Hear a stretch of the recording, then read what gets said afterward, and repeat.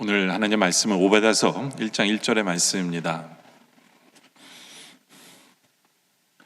제가 봉독합니다. 오바댜의 묵시라, 주 여호와께서 에돔에 대하여 이와 같이 말씀하시니라.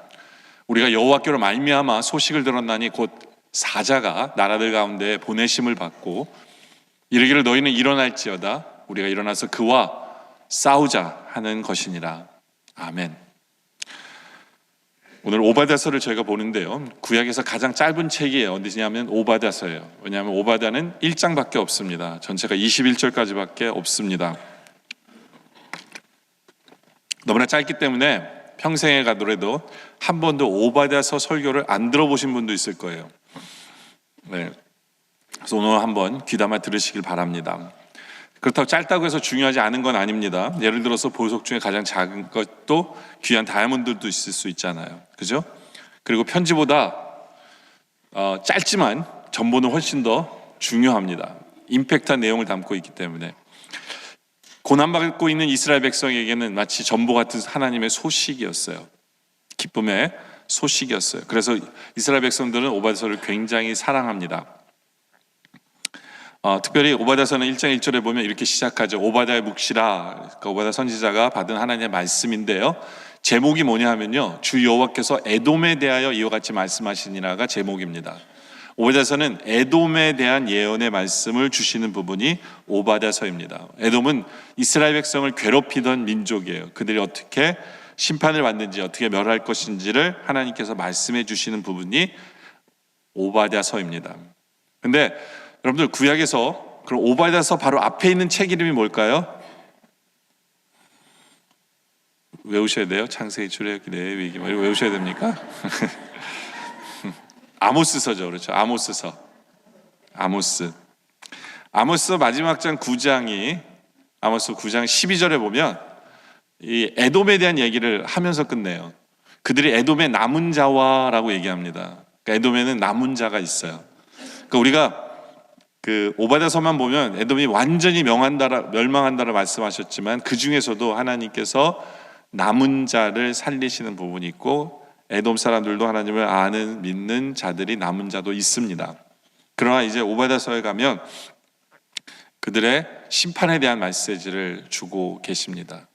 그럼 여러분들, 그 오바댜서 다음은 어딜까요? 다음 책은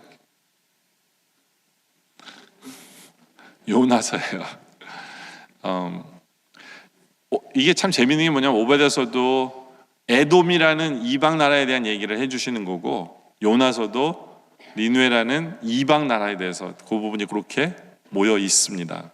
모여 있어요.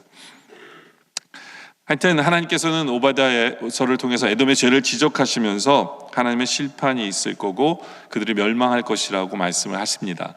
그래서 1절에도 보면, 우리가 읽었던 1절에 보면 그 사자가 나라들 가운데 보내심을 받아서 천사들이 나라들한테 일어나라고 얘기해요.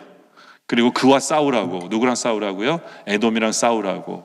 그러니까 망할 수밖에 없는 거예요. 에돔은 그렇죠? 에돔의 운명에 대해서, 에돔의 망할 수밖에 없는 이유를 설명하면서, 근데 특별히 올해 저희 교회 표가 뭐냐면 예수 그리스도의 마음을 품는 교회예요. 그죠?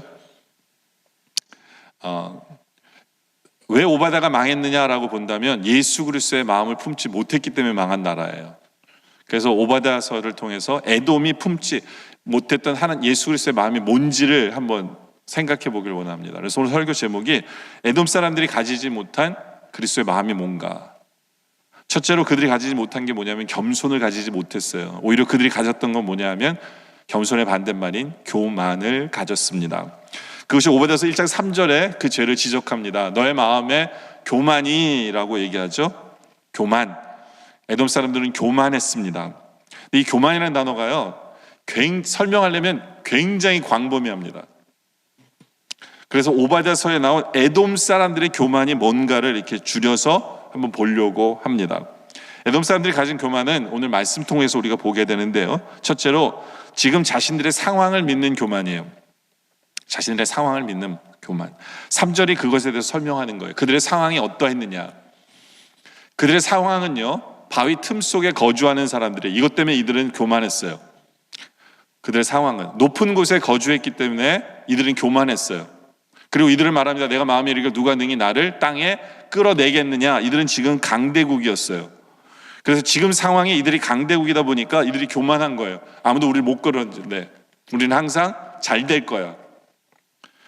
네. 그러니까 지금 그들의 상황 때문에 이들은 하나님을 의지하지 않는 거예요. 자기들을 믿는 거죠. 이것이 교만의 모습입니다.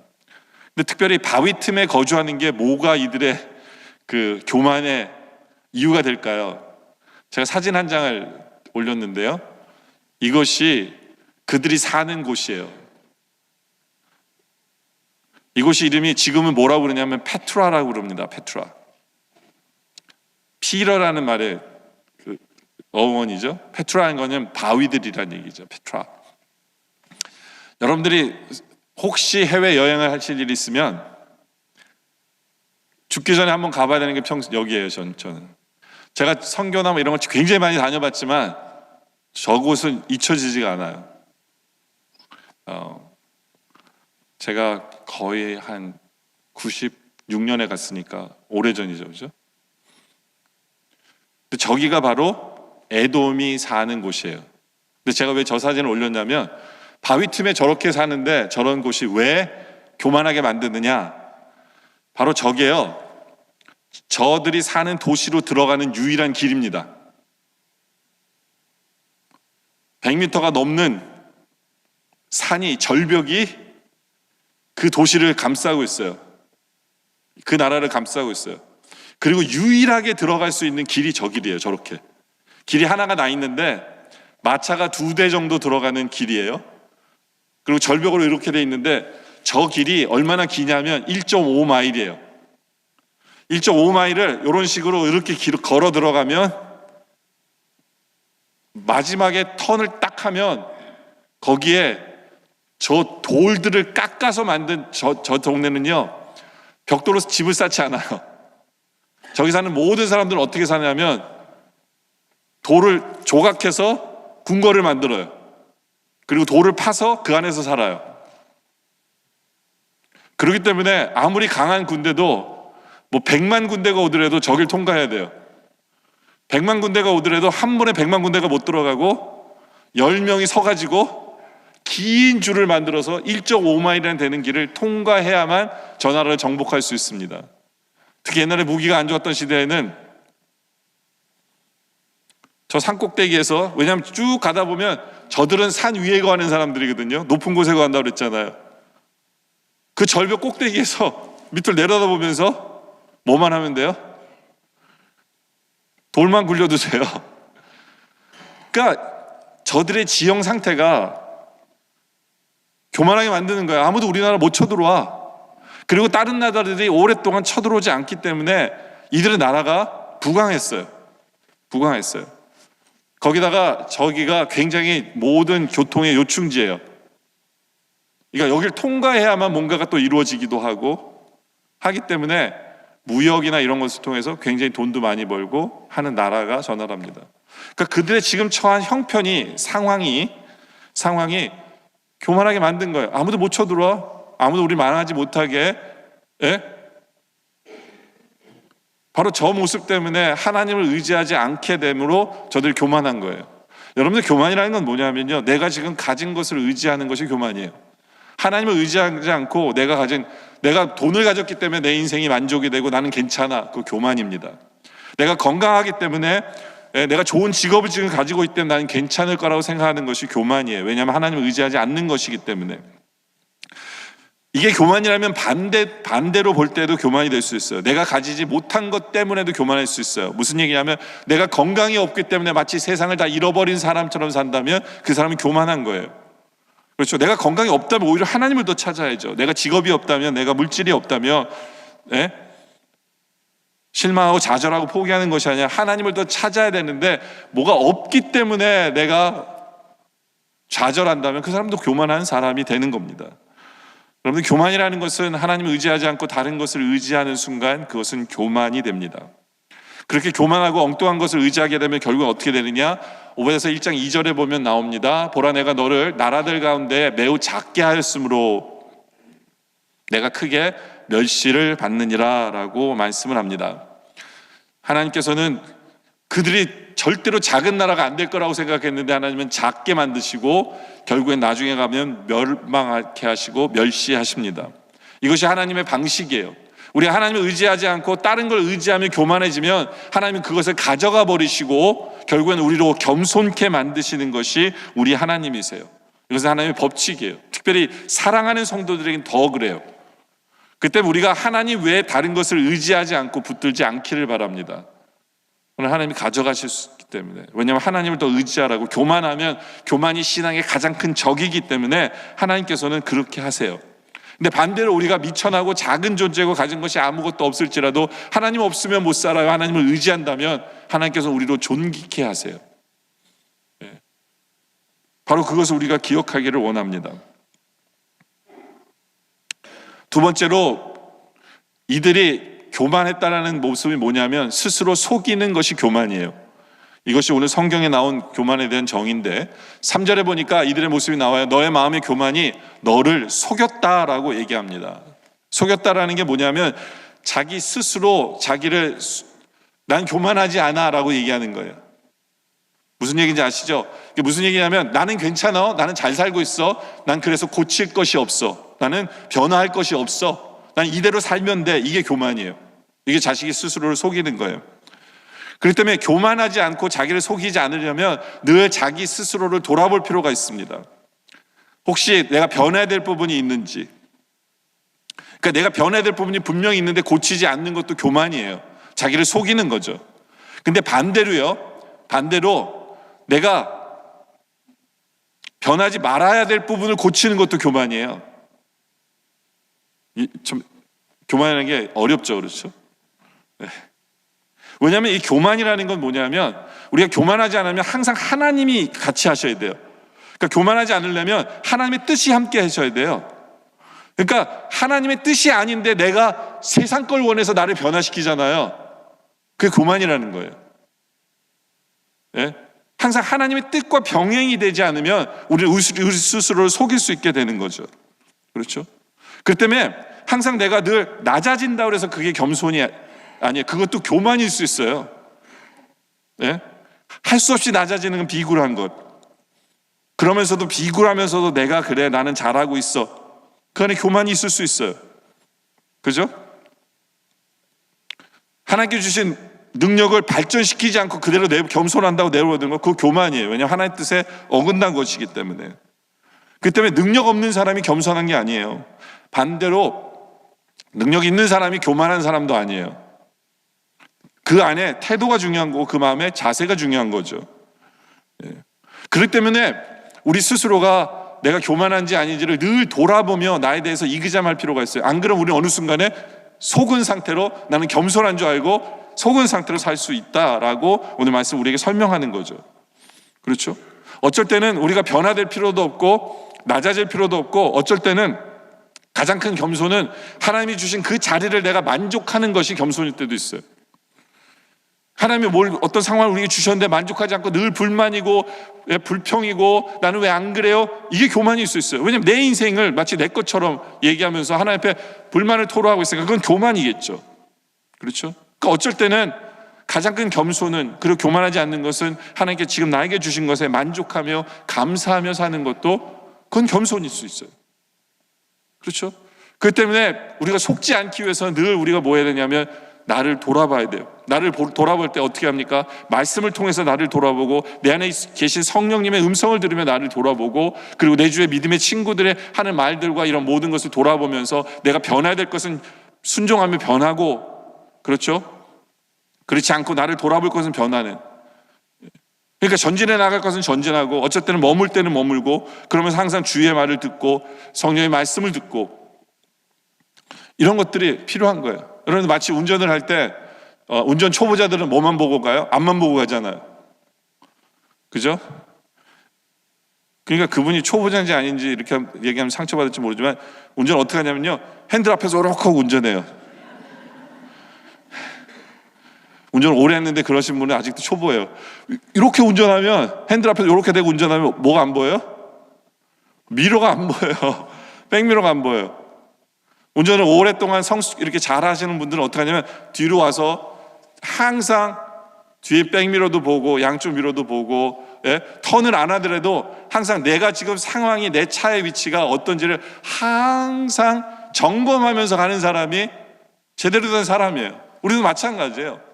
내가 지금 가는 상황 속에서, 내가 사람들과의 관계 속에서 나의 위치와 하나님 안에서의 나의 모습과, 그렇죠, 앞으로는 전진하지만 또 방향도 길도 제대로 찾아가고, 하나님 말씀을 주실 때 라이턴을 할 때 라이턴하고, 이런 것이 겸손이지 무조건 내가 앞으로 간다 해서 교만은 아닙니다. 그때 속지 말아야 돼요. 그러기 위해서는 항상 어떻게 해야 되느냐? 우리는 돌아봐야 돼요. 돌아봐야 돼요. 그러면서 이 교만은 3절에 다시 한 번 더 보면요, 너의 마음의 교만이 너를 속였대요. 중요한 건 우리의 마음을 돌아봐야 돼요. 나의 마음이 중요한 거예요. 내 마음의 중심. 그러면서 1장 3절 뒷부분에 보면 내 마음에 이르기를, 이렇게 얘기하죠. 내 마음에 이르기를. 내 마음의 중심, 내 마음에서 무슨 소리가 나느냐가 되게 중요한 거예요. 그 소리를 들어봐야 돼요. 근데 내 마음에 이르기를, 누가 능히 나를 이 땅에서 끌어내리겠느냐? 그건 교만한 얘기죠. 그렇죠? 이들이 지리적으로 천혜적 요소에 사는 것, 천혜적 요새에 사는 것, 요소가 아니라 요새에 사는 것 자체가 교만은 아니에요. 하나님의 은혜고, 이걸 은혜로 받고 주님 감사합니다. 그건 겸손이죠. 그렇죠? 근데 그걸 바라보면서 그걸 의지하고 이것 때문에라고 얘기한다면, 그 마음을 가지고 있다면, 그 마음 때문에 그 사람은 교만한 거예요. 그것 때문에 누가 나를 능히 끌어내리랴라고 얘기하는 마음을 가지고 있다면 그것은 교만이죠. 그렇죠? 내 중심에서, 내 마음에서 나는 소리를 들어봐야 돼요. 누가 나를 끌어내겠냐? 하나님이 끌어내리십니다. 하나님이 안타까워서 오바댜서 1장 4절에 이렇게 말씀하세요. 내가 독수리처럼 높이 오르며 별 사이에 깃들지라도. 이게 뭐냐면, 그들은 자기들이 높은 산에 거하니까 우리는 안전해. 그러니까 하나님이, 그래? 뭐 높다고 좋아? 그럼 네가 독수리처럼 높이 날라도 나는 너를 끌어내릴 수 있어, 이렇게 얘기하시는 거예요. 네가 그보다 더 높이 별 사이에 거할지라도 하나님 어떻게 하신다고요? 거기서 너를 끌어내릴 수 있는 것이 하나님이야 라고 하나님 분명하게 얘기하시는 거죠. 무슨 얘기예요? 하나님만 의지하라는 거죠. 하나님만 의지하라. 반대로 우리가 낮은 곳에 거할지라도 하나님을 의지하고 하나님을 찾고 하나님을 붙들면 하나님 어떻게 하세요? 이사야서 40장 31절에 오직 여호와를 앙망하는 자는 새 힘을 얻고 독수리가 날개치며 올라간 같을 것처럼 하나님 우리를 올려주시는 거죠. 그렇죠. 우리는 그래야 돼요. 그렇기 때문에 마태복음 23장 12절에 예수님께서 우리에게 말씀하세요. 누구든지 자기를 높이는 자는 낮아지고요, 누구든지 자기를 낮추는 자는 오히려 주님께서 높여주세요. 이것이 주님의 공식입니다. 주님의 공식이에요. 그래서 우리를 낮춘다는 게 뭐예요? 늘 하나님 앞에 나아갈 때, 하나님, 저는 힘이 없어요. 저는 주님이 필요합니다. 지금 저는 죄인입니다. 주님의 사랑과 주님의 긍휼하심과 주님의 은혜가 필요합니다. 그러면서 날마다 주님을 붙들며 나아가는 것, 그리고 주님의 말씀 앞에서 반응하고 주님 앞에 말씀에서 나를 돌아보며 자기가 변화될 것이 없는가를 돌아보는 그 사람에게 하나님께서 높여주시는 거예요. 그것이 겸손이에요. 자기 뜻대로 사는 것이 아니라 주님 뜻대로 주님과 함께 사는 것이 겸손이에요. 미가서 6장 6절부터 이렇게 쭉 보면요, 겸손에 대한 얘기가 나오는데, 여기 보면 이렇게 시작합니다. 내가 무엇을 가지고 여호와 앞에 나아가며 높으신 하나님께 경배할까? 여러분들 연초가 돼서 우리 모두가 고민해야 되는 부분이 그거예요. 그죠? 주님을 어떻게 하면 기쁘시게 하고 주님을 어떻게 하면 높이며 살 것인가? 그래서 여기 있는 사람이 이런 생각을 해요. 내가 번제물로 1년 된 송아지를 가지고 그 앞에 나아갈까? 송아지가 짐승 중에, 제물 중에 가장 좋은 제물이거든요. 내가 송아지를 가지고 주님 앞에 나가서 제사를 드리면 우리 주님이 기뻐하실까? 또 7절에 이런 고민을 해요. 여호와께서 천천의 순양이나 만만의 강물 같은 기름을 기뻐하실까? 그럼 엄청나게 많은 짐승을 잡아서 제사를 해야 되는데 이러면 주님이 기뻐하실까? 내 허물을 위하여, 내 죄를 위하여, 또 내 마다들을 내 영혼의 죄로 말미암아 내 몸에 열매를 드릴까? 이게 뭐예요? 나를 그냥 아예 내 목숨을 드리면 하나님 기뻐하실까? 네? 내 자녀를 하나님 앞에 아예 드리면 하나님 기뻐하실까? 고민하는 거예요. 그러면서 결론에 이르면서 뭐가 하나님이 원하시는 거냐? 6장 8절에 사람아, 주께서 선한 것이 무엇임을 내게 보이셨나니? 여호와께서 내게 구하는 것은 오직 정의를 행하며 인자를 사랑하며 그래서 결론적으로 뒷부분에 이 얘기가 겸손하게 내 하나님과 함께 행하는 거예요. 그러니까 겸손하게 혼자 사는 게 아니에요. 겸손하게 하나님 없이 살 수 없고 하나님을 붙들고 하나님과 함께하는, 바로 그것이 우리 하나님을 기쁘시게 하는 거고 하나님을 예배하는 거, 하나님을 높이는 거다. 겸손.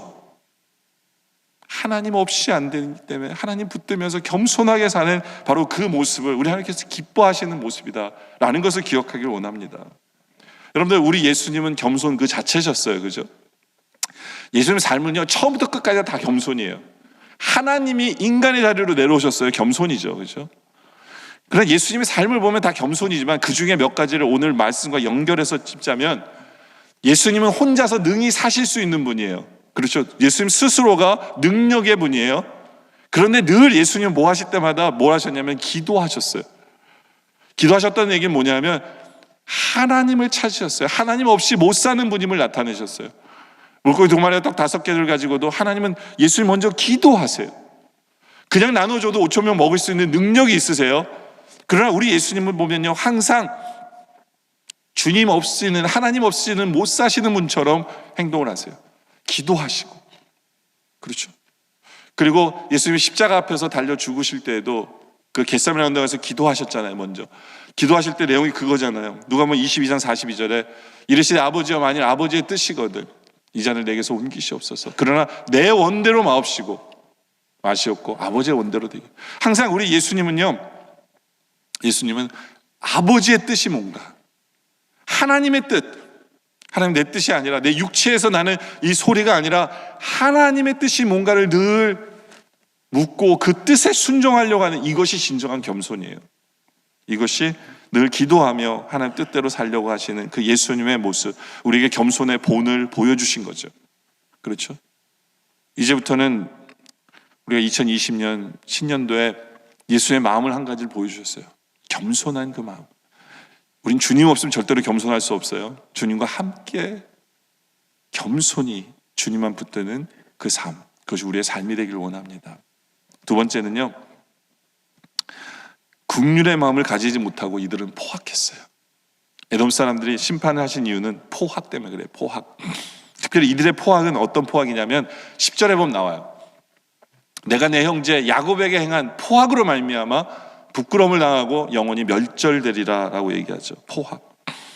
근데 재밌는 게 뭐냐, 앞에 형제라는 단어가 나온 게 재밌어요. 원래 이 에돔은 그 야곱의 형이에요. 형의 자손들이에요. 이삭이 쌍둥이가 있었죠. 야곱과 에서. 그 에서의 자손들이 바로 에돔이에요. 그러니까 형제 나라예요. 엄밀히 말하면. 하나님도 기억하세요. 그래서 옛날에 그 출애굽할 때에도 하나님이 절대로 에돔과 싸우지 말라고 그래요. 형제니까. 그리고 이스라엘 백성들 그것을 지킵니다. 근데 이 에돔은 형제 나라 야곱을 향해서 대한 것이 포악이에요. 보통 여러분들 앞에 형제가 나오면, 형제가 어려움을 당하면 뭐 해야 돼요? 도와주고 위로해주고 아껴주고 사랑해준다는 말이 나와야 되잖아요. 근데 엉뚱하게 어떤 단어가 나오냐면 포악이라는 단어가 나와요. 그러니까 심판받을 수밖에 없는 거예요. 형제를 짓밟고 괴롭히고 형제들이 망하려고 하는데 더 망하게 만드는 사람이 에돔이었어요. 포악이에요, 그게. 그러다 보니까 영원히 어떻게 된다고요? 10절에 멸절되리라 라고 얘기하잖아요. 멸절되리라. 여러분들, 보통 하나님께서요 심판하실 때 두 단어가 있어요. 징계와 멸절이라는 게 있어요. 징계는 뭐냐면 하나님이 택한 백성이 잘못할 때 칼을 드시고 수술을 하셔서 그 잘못된 부분을 도려내세요. 왜냐하면 우리를 위해서. 네? 그게 징계예요. 근데 멸절은 뭐냐면 하나님 택하지 않은 백성들이 심판하실 때 하시는 것이 멸절이에요. 해서는 안 되는 일들을 행할 때 하나님께서는 멸절하시거든요. 형제에게 행해서는 안 되는 일을 행합니다. 그 일들이 뭐냐? 오바댜서 1장 12절에 보면 나오는데요. 내가 형제의 날, 곧 재앙의 날에, 이스라엘 백성들이 괴롭고 전쟁에 져가지고 너무 괴로운 그날에 하지 말아야 될 것을 이들이 해요. 첫째 뭐냐면 방관할 것이 아니며, 그렇죠? 형제가 아픔 속에 있으면 방관하면 안 돼요. 가서 도와줘야죠. 이거 당연한 거잖아요. 근데 그들은 방관했어요. 또 유다 자손이 패망하는 날에 기뻐합니다. 더한 거죠. 방관하는 것보다 더한 거예요. 기뻐하는 거예요. 그리고 고난의 날에 내가 입을 크게 벌릴 것이다. 입을 크게 벌리려면 껄껄껄 입 벌리고 웃는 거예요. 하나님이 제일 싫어하는 행동들을 하고 있는 것을 보여주는 거죠. 그리고 이제는 이들이 한술 더 떠서 11절에 보면 뭐 하는 게 나오냐면, 내가 멀리 섰던 날 곧 이방인이 그의 재물을 빼앗아 가며 외국인이 그의 성문에 들어가서 예루살렘에 얻기 위하여 제비 뽑던 날에, 이게 무슨 얘기냐면 예루살렘 성문을 열고 쳐들어가잖아요. 그럼 예루살렘 앞에 큰 광장이 있어요. 광장이 있는데 전쟁에서 이기면 적들이 제일 먼저 뭐 하냐면 그 나라에 있는 모든 진귀한 보물들을 그 광장으로 다 갖고 나와요. 그리고 전쟁에서 승리하게 만든 사람들을 나눠주거든요. 어떻게 나눠주냐면 제비 뽑아서 나눠줘요. 바로 그 장면이에요. 제비 뽑아서 나눠준 그 자리에 누가 있었냐면 에돔 사람들이 와 있는 거예요. 형제가 고난을 당하는데 형제의 물건을 나누는 자리에 본인이 나와 있은 거예요. 하나님이 그것을 포악이라고 얘기하시는 거예요. 제비 뽑는 날에. 여러분 얼마나 안타깝습니까? 여러분들 옛날에 우리가 일본 지배를 받았을 때 일본 사람들 우리 형제는 아니잖아요. 그죠? 그러니까 그들이 핍박하는 건 어떤 면은 당연한데 제일 미운 사람이 누구예요? 우리 한국 사람들이 일본 앞제비가 돼서, 그렇죠? 더 악질적으로 더 괴롭히며 더 막 사람들 찾아다니면서 한국말 할 줄 아니까 꼰지르고 해도 되는 말입니까? 뭐 하여튼 제가 하는 단어는 그 단어를 쓰니까 그렇게 하고 더 괴롭혔잖아요. 이게 포악이에요. 포악이에요. 하나님께서요, 에돔이 한 일에 대해서 이렇게 12절부터 14절에 보면요, 하지 말아야 될 것을 했다라고 이런 표현을 쓰는 거예요. 보세요. 내가 형제의 날 곧 그 재앙의 날에 방관할 것이 아니며, 그렇죠? 것이 아니며 라는 단어를 써요. 이건 해야 된다는 거예요. 너는 돌봐야 된다는 거죠. 그럼 안 된다는 거예요. 그리고 유다 자손이 패망하는 날에 기뻐할 것이 아니며 것이 아니며 또 얘기하죠. 너 기뻐하면 안 되지. 고난의 날에 내가 입을 크게 벌리면 안 되는데 그들은 벌렸다는 거예요. 또 내 백성이 환난을 당하는 날에 내가 성문에 들어가면 안 되죠. 그렇죠? 적들과 함께 들어가면 안 되잖아요. 근데 같이 들어간 거예요. 또 환난 당하는 날에 내가 고난을 방관하지 않을 것이며, 근데 이들은 방관했어요. 환난 당하는 내가 그 재물에 손을 대면 안 되는데 가서 손을 대고 자기들 나도 전쟁에서 이기겠으니까 내 겁니다라고 손을 댔어요. 또 내 거리에서 서서 도망하는, 이게 더 나쁜 게 뭐냐면요, 내 거리에 서서 도망하는 자를 막지 않을 것이며, 뭐냐면 이스라엘 백성이 적에 쫓겨가지고 죽을까봐 막 도망가고 있어요. 뒤에 적이 쫓아와요. 근데 에돔이 뭐 했냐면 도망 못 가도록 막아선 거예요. 그리고 얘 여기 있어요 이렇게 한 거예요. 이 짓을 에돔이 한 거예요. 그리고 얘 여기 있어야 할 뿐만 아니라 어떻게 하냐면 고난의 날에 남은 자를 원수들에게 넘기지 않을 것이며 했는데 했다는 거예요. 뭐예요? 고난의 날에 이제는 죽을까봐 유능한 사람들이 다 어딘가에 숨어 있을 거 아니에요. 에돔 사람이 와가지고 다 찾아가지고 얘 여기 있어요 잡아가세요, 여기서 잡아가세요. 이 짓을 한 게 누구냐? 에돔 사람이에요.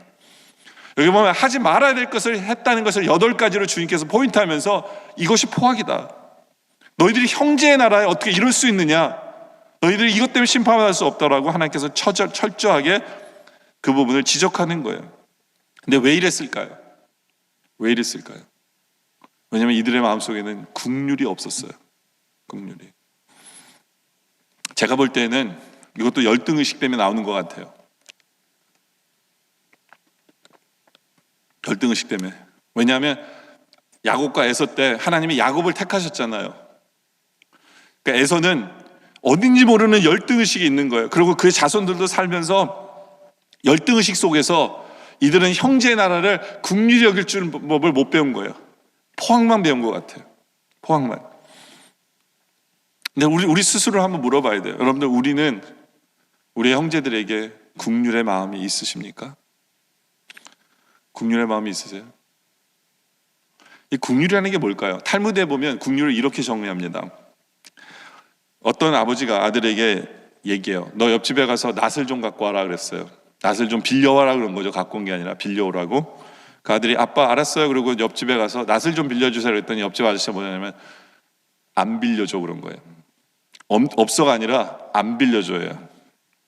할 수 없이 아들이 아빠한테 와서 아빠 안 빌려준대요. 있는데 그럼 어떡합니까? 낫을 사야 되잖아요. 그래서 낫을 사서 집에서 갖고 있었어요. 근데 며칠 뒤에 그 사람들이 낫이 망가졌는지 옆집에서 찾아왔어요. 낫을 빌려달라고. 그러니까 아들이 아버지한테 그러는 거예요. 아버지, 옆집에서 낫을 빌려달래요. 빌려줄까요? 근데 아버지가 의외의 대답을 해서 그럼 빌려줘야지, 가서 빌려드려 한 거예요. 빌려주고 아들이 와서 아버지한테 물은 거예요. 아버지, 왜 빌려줘요? 저 사람 우리한테 안 빌려줬잖아요. 그때 아버지가 굉장히 지혜의 말씀을 하세요. 뭐라 그러냐면, 만약에 저 집에서 빌려주지 않았기 때문에 우리가 안 빌려주면 그건 복수한 거래요. 그건 복수다. 근데 만약에 빌려주면서 당신이 안 빌려줬지만 우린 빌려줘요 하면서 주는 거는, 그거는 증오래요. 네? 근데 아무런 생각 없이 저 사람이 필요하기 때문에 빌려준다면 그건 긍휼이다 라고 얘기합니다. 여러분, 우리는 어떠하세요? 우리의 마음속에 긍휼이 있습니까? 네.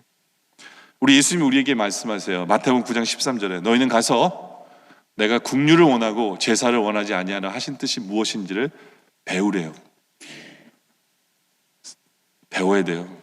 생각해 봐야 돼요. 나는 긍휼을 베풀고 있는가? 아니면 원수를 갚고 있고 복수하고 있고 미워하고 있는 것은 아닌지, 정말 나는 내 마음속에 긍휼의 마음이 있는지. 이 긍휼이라는 말은 영어로 말하면 sympathy예요. sympathy. 근데 sim이라는 그 sim이라는 뜻은 뭐냐면 together. pathy라는 건 뭐냐면 고통을 함께라는 거예요. 함께. 윌리엄 버클리라는 사람 말하기를 긍휼은요 그냥 불쌍히 여긴다라고 한 단어로 설명할 수가 없대요. 뭐냐면 그 불쌍히 여길 때 함께라는 단어가 그 안에 들어가야만 이것이 긍휼이에요. 저 사람의 아픔이 불쌍하다가 아니라 나의 아픔처럼 느껴지는 거예요. 함께, 이게 포함이 돼요. 그래서 긍휼이라는 그 마음은요, 그 히브리 말로는 세데크라는 단어를 쓰는데, 세데크라는 단어는 뭐냐면 아버지가 자녀를 바라보면서 느끼는 마음이에요. 그러니까 자녀가 힘들잖아요. 그럼 우리 자식 힘들겠다 할 때 그때 뭐가 더 느껴져요? 나도 아픔을 느끼잖아요. 그게 긍휼이에요. 이게 긍휼의 마음이에요. 그리고 이게 바로 예수님의 마음이에요. 예수의 마음이에요. 예수님이, 하나님이 당신의 자녀들이 죽어서 영원히 지옥 갈 수밖에 없는 걸 보면서 가만히 계실 수가 없는 거예요. 예? 그 마음이 아프셨어요. 그래서 예수님이 이 땅에 인간으로 오셔서 십자가 지신 거예요. 근데 예수님의 긍휼하심이 특별한 게 뭐냐면, 보통 아버지들이 자기 자식이 아프면 아파하고 도와주기까지는 해요. 그렇죠? 근데 그 자식을 위해서 죽는 아빠는 별로 없어요. 몰라요, 여러분들 죽을지 모르지만 우리 예수님의 그 심파티, 이 긍휼하심은요 우리를 위해 죽어주신 거예요. 그것이 긍휼하심의 극치인 거예요. 바로 그 주님의 그 긍휼하신 그 마음을 우리도 배워야 돼요. 그 마음을 품어야 돼요. 마태복음 5장 48절에 보면 이런 말씀하세요. 그러므로 하늘에 계신 너희 아버지의 온전하신 같이 너희도 온전하라고 그래요. 여러분, 우리는 하나님처럼 온전할 수 없어요. 근데 여기서 온전하기를 배우는 그 마음이 뭐냐면 긍휼의 마음을 배우라라고 설명하는 거예요. 그래서 5장 48절이죠. 위에 가면 하나님의 긍휼하신 모습이 뭔지를 설명을 해요. 그 45절인데요. 45절은 이같이 한즉 하늘에 계신 너희 아버지의 아들이 너희 아버지의 아들이 되리니 이는 하나님이 그 해를 악인과 선인에게도 베푸시며 비를 의로운 자에게도 불의한 자에게도 내려주십니다. 이게 무슨 얘기냐면, 우리 하나님은요 악인일지라도 그 사람에게 비가 필요하고 해가 필요하니까 비를 내려주시고 해를 주시는 우리 하나님의 그게 긍휼이라는 거예요.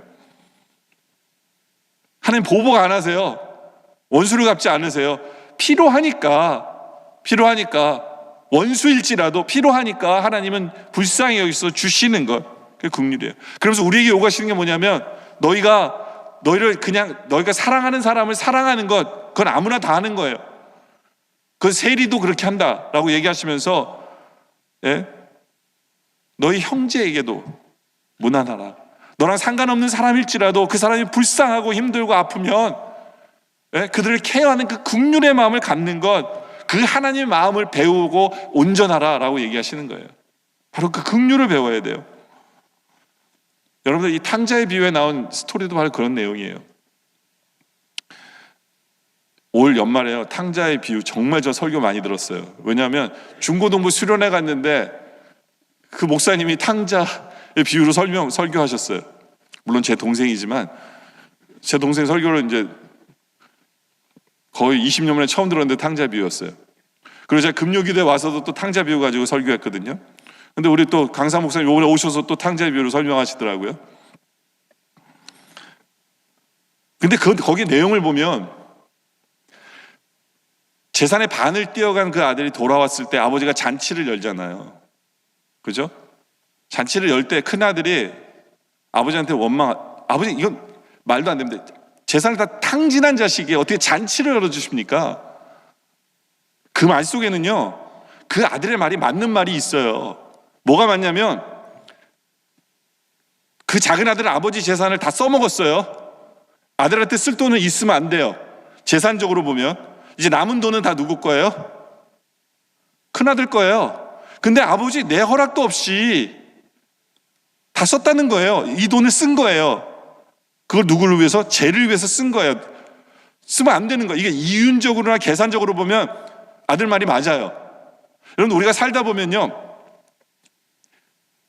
돈적으로 따지잖아요. 계산적으로 따지고 이성적으로 따지면 그 사람 말이 맞는 경우가 되게 많아요.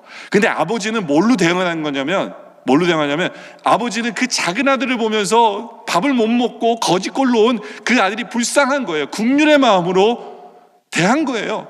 국률의 마음으로 아버지는 큰아들에게 얘기한 거야. 제가 저렇게 왔는데 잔치를 열어주는 것, 살아온 것이 기쁘지 않냐? 아버지는 국률의 마음으로 그걸 대하는 거예요. 이 마음이 우리는 볼 수 있어야 돼요. 여러분들, 사마리아인, 강도를 도운 사마리아인이 있잖아요. 거기 보면 강도를 만난 사람을 보면서도 바리새인들, 레위인들, 제사장들은 어떻게 하냐? 그냥 지나쳐갔죠. 왜냐하면 율법에 지금 예배 드리러 가는데, 성전에 들어가는데 피 묻은 자를 건드리면 자기가 부정하기 때문에 성전에 못 들어가기 때문에 안 건드린 거예요. 그리고 지나간 거예요. 율법 때문에 지나간 거예요. 근데 사마리아인은 불쌍하니까, 이거 당연한 거 아니에요? 아니, 피 흘려서 죽어가고 있는 사람을 내버려 두는 건 말이 안 되는 거죠. 불쌍하니까 국률의 마음으로 그를 케어한 거거든요. 그래서 누가 이웃이냐고 얘기했을 때 우리가 생각해 봐야 되는 건, 우리는 믿음 때문에 국률이 더 없는 사람들이 많아요. 법 따지면서 뭐가 옳고 뭐가 틀리고 뭐가 죄고 아니고 이런 거 따지면서 정말 그 위에 있는 국률의 마음을 잃어버리는 경우가 너무 많을 수 있다는 얘기예요. 생각해 볼 필요가 있잖아요. 그죠? 바리새인들은 예수님을 걸고 넘어지기 위해서 어떻게 합니까? 안식일 날 병자들을 예수님께 밀어 넣어요. 야, 예수님 앞에 가.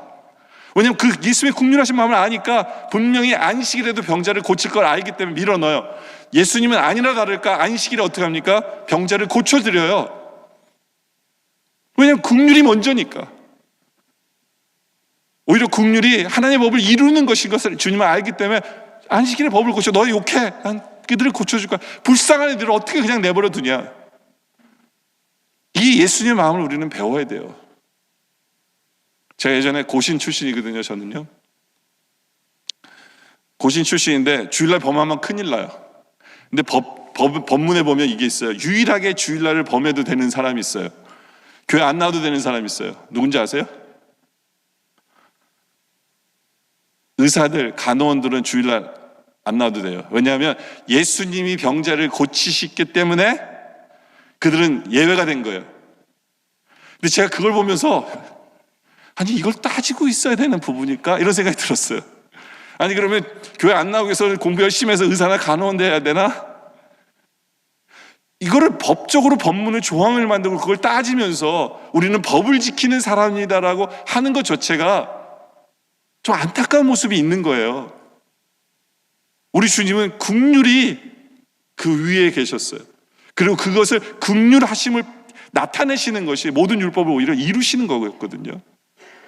우리 믿는 성도들이 한번 생각해 봐야 돼요. 남을 정죄하고, 너 틀렸어, 맞았어, 이거를 따지는 게 아니라 국률하심의 마음을 우리는 본받아야 되는 거예요. 죄인된 우리를 국률히 여기셔서 오신 거예요. 옳고 그름을 따지면 주님 안 오시죠. 오시면 안 되죠. 근데 죄인된 우리들을 국률히 여겨서 오시는 그 주님의 국률하신 마음을 우리는 배워야 되고, 우리는 그 국률하심을 입었음을 기억해야 되는 거죠. 여러분들, 세상 사람들이 총명과 지혜가 차이가 뭔지 아세요? 총명은요, 딴 사람들의 잘못을 다 보면서 그걸 밝히는 사람이 총명한 거예요. 지혜로운 사람은 그걸 다 알면서도 덮어주고 용서해주고 사랑해주고, 그게 진짜 지혜예요.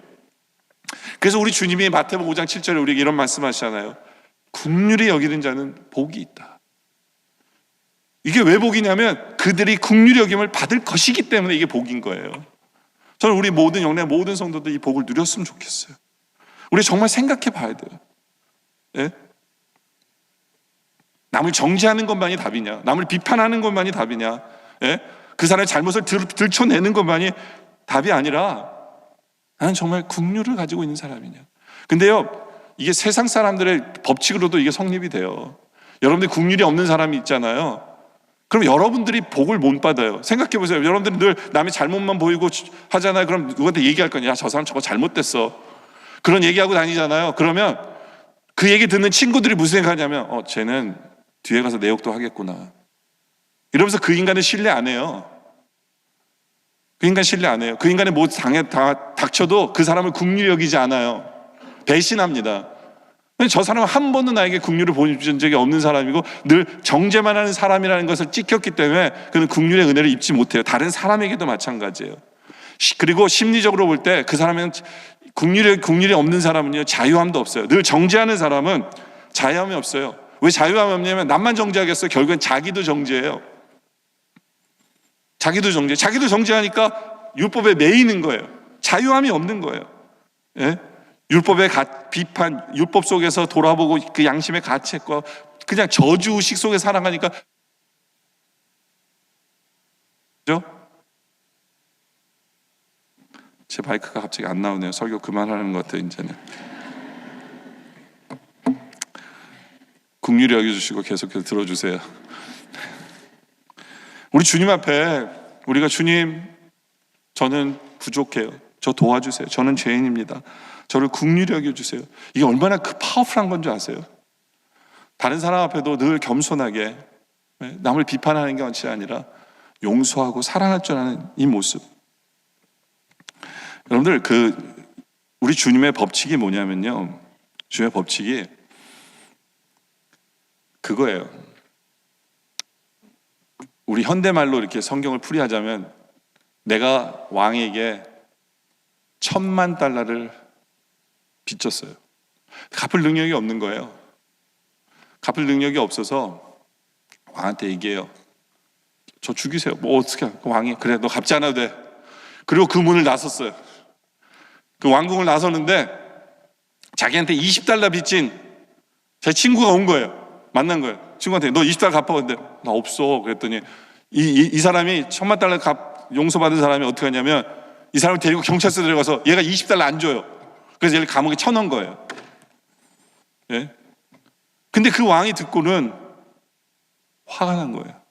말도 안 되는 거예요. $10,000,000를 용서받았는데, 상을 받았는데 $20? 화가 날 수밖에 없지 않나요? 상식적으로. 근데 이게 하나님의 법칙이에요. 여러분들, 우리는 하나님 앞에요, 하나님 앞에 $10,000,000 이상인 영원한 저 천국의 생명을 얻은 사람이에요. 주님의 긍휼하심 때문에. 근데 우리 앞에서 죄를 짓는 모든 인간들 있죠? 그거 다 $20짜리밖에 안 돼요, 따져보면. 그거 뭐 그들의 죄 때문에 내가 지옥 갈 것도 아니에요. 그렇지 않아요? 많은 경우는 그들의 죄가, 나를 괴롭게 하는 죄가 오히려 나를 위해서 하나님이 사용하시는 것들이에요. 근데 우리는 용서하지 못하고 그냥 갈구고 그 사람 정죄하고 너 때문에 못 살겠다 그러고 싸우고 다투고 긍휼함을 보이지 않는다면 하나님 보실 때 잘하고 있다 그러실까요? 이건 웃기는 얘기예요. 말도 안 되는 얘기예요. 우리가 그 행동을 하고 있다는 거예요. 우리 하나님 우리에게 개런티 하세요. 긍휼히 여기면 그 하나님의 놀라운 긍휼하심 속에서 우리는 살게 된다는 거죠. 그리고 그 마음을 배워야 돼요. 어떤 사람이 오랫동안 직장을 잃어가지고 길을 가는데 인터뷰가 잡힌 거예요. 인터뷰 잡혀서 막 급히 막 길을 가고 있었어요. 이제 인터뷰하러. 근데 딱 가는데 하필이면 어떤 여자분이 타이어가 빵꾸가 나가지고 아무도 없는데 타이어를 가려는데 갈 줄도 모르는 거예요, 보니까. 그래서 가다가 내버려두면 안 되지 하고 그냥 급히 막 그분의 타이어를 갈아드린 거예요. 갈아드리고 조심해서 가세요. 그러고는 이 사람이 이제 인터뷰하는 회사를 딱 들어왔는데 이미 자기 턴이 끝나버렸어요. 자기 턴이 끝나버려요. 그러니까 사무실에 들어가서 부탁하는 거예요. 제가 남 도와주다가 이렇게 됐는데 뒤에라도 좀 저 좀 넣어주세요. 근데 안 된다는 거예요. 그 사무직원이 막 그러고 막 부탁하고 있는데 뒤에서 누가 툭툭 쳐서 딱 돌아봤더니 아까 그 여자인 거예요. 그래서 그 여자가 뭐라고 했냐면 내일부터 회사 와, 그런 거예요. 알고 보니까 그 사람이 그 회사 사장이었던 거예요. 타이어 갈아준 여자가. 물론 우리 인생은요 매번 이런 일은 없어요. 근데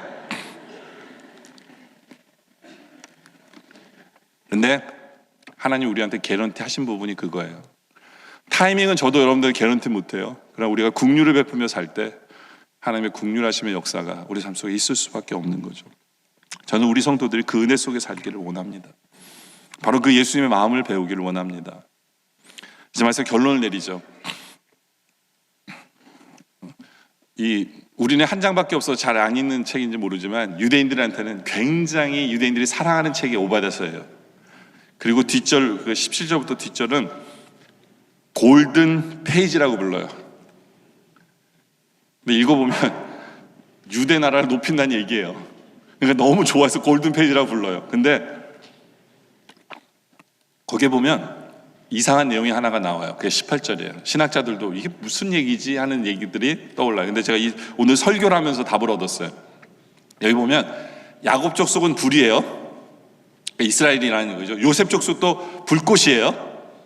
근데 에서 족속은 뭐냐면 지푸라기예요. 그럼 둘이 만나면 어떻게 돼요? 지푸라기가 다 타버리겠죠. 에돔 족속이 망하는 과정을 설명하는 거예요. 에돔 족속은 이렇게 망한다라고 얘기를 한 거예요.